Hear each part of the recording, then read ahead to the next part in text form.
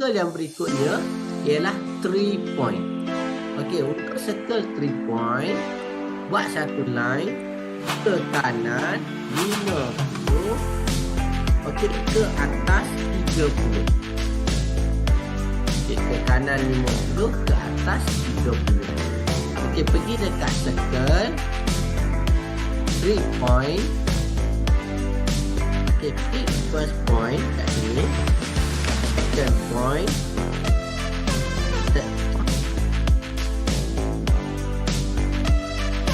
Okey, nampak apa beza 2 point dengan 3 point? 2 point, 1, 2.